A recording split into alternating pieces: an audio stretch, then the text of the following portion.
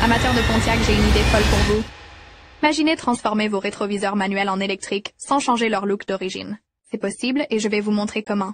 On va dénicher des moteurs d'occasion et les adapter à nos rétros. Fini les contorsions pour ajuster vos miroirs. Plus beau, on garde le style vintage tout en gagnant en confort. Économique, pratique et respectueux de l'authenticité de votre bolide. Alors, prêt à électrifier vos rétros sans toucher à la carrosserie? C'est parti pour cette transformation qui va révolutionner votre conduite.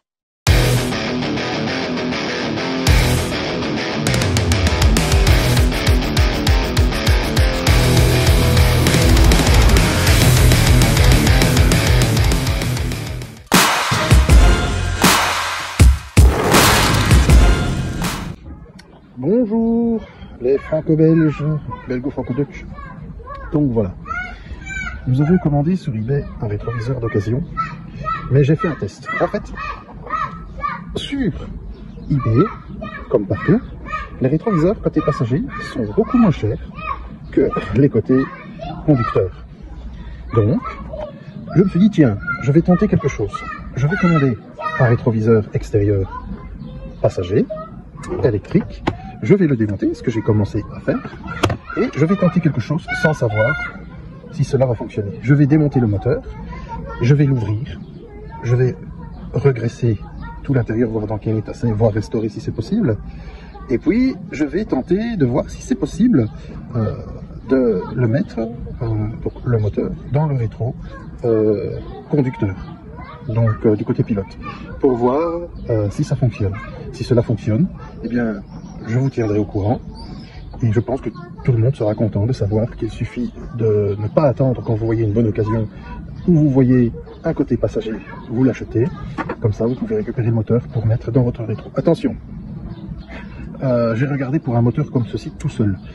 Il s'avère que c'est presque impossible d'en trouver, j'ai quand même réussi à en trouver deux, c'est entre 150 € et 120 € plus livraison.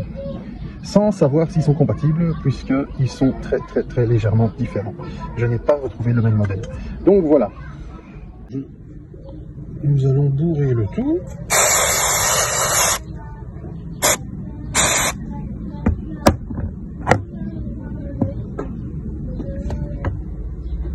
Une fois dévissé, ça vient tout seul.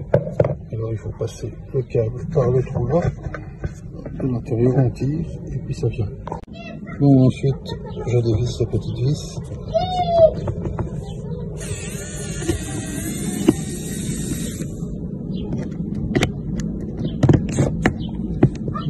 On débloque à la main et puis on le débloque après avec le moteur. On continue avec le moteur. Voilà. Très attention quand on l'ouvre, ne sachant pas ce qu'il y a dedans, des ressorts ou quoi que ce soit. Je vais servir du GSM pour essayer de voir ce que c'est. Parfait. Ah bah ça c'est une super nouvelle.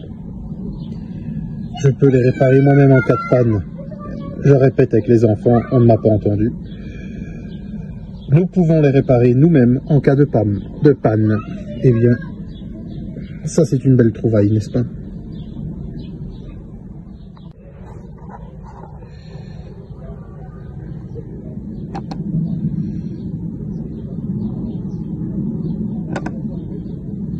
Je n'arrive vraiment pas à lire ce qu'il y a dessus, c'est un problème. Bon, c'est pas grave.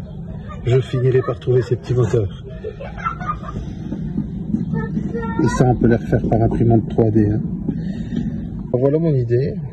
Comme vous pouvez le voir, j'ai mis moi-même ici, là, le machin, et je le monte et je le descends en mettant du W40, en nettoyant un petit peu à la brosse, et ils sont comme neufs. Voilà, parce que ça a rouillé un peu et ça accrochait. Et malheureusement, ces petits machins-là, c'est du plastique. Et je vais vous montrer quelque chose. Regardez les petites dents. Les petites dents que c'est qui peuvent casser. Donc voilà. Comme ça, il n'y a plus de soucis. Je vais aussi refrotter encore un petit peu cela, nettoyer les moteurs, donner un coup de W40 là-dedans. Et puis je vais tout remonter, tester et l'installer. Enfin, espérer savoir l'installer du côté conducteur. Si cela fonctionne, je pense que je vous ai trouvé la poule aux d'or, hein, les gars. Il n'y a plus de raison d'acheter des rétros côté chauffeur. Donc comme vous pouvez le constater, ici, il y avait ceci, j'ai tiré assez fort, il se décroche, et vous voyez, ce n'est pas du tout compatible, ce n'est pas du tout la même chose pour le moment. Donc, voilà, je l'ai testé, il fonctionne.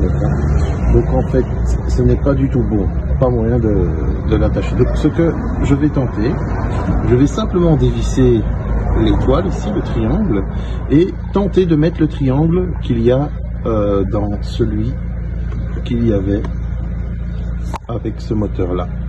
Nous allons tenter et voir ensemble si c'est possible. Donc nous dévissons ceci, les trois, hein. Nous le retirons et nous tentons de mettre donc l'autre qui a été fourni avec le moteur.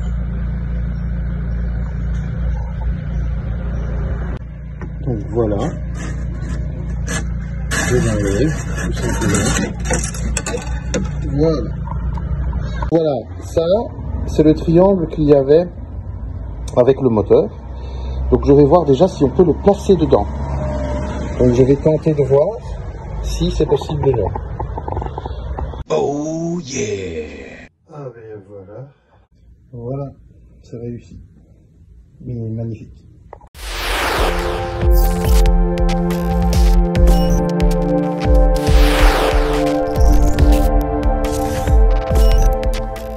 Alors la Team Firebird, vous pensiez que c'était impossible? Là, on peut transformer les rétroviseurs manuels de votre Pontiac Firebird en rétroviseurs électriques. C'est dingue, non? Le secret? Les moteurs sont identiques pour les deux côtés. Imaginez le confort, plus besoin de vous contorsionner pour ajuster vos rétros. C'est le genre de petite astuce qui change tout. Alors, qui est prêt à donner un coup de boost à sa Firebird? N'hésitez pas à partager vos expériences en commentaire. Si vous voulez d'autres astuces comme celle-ci, vous savez quoi faire, likez et abonnez-vous. À très vite pour de nouvelles aventures mécaniques.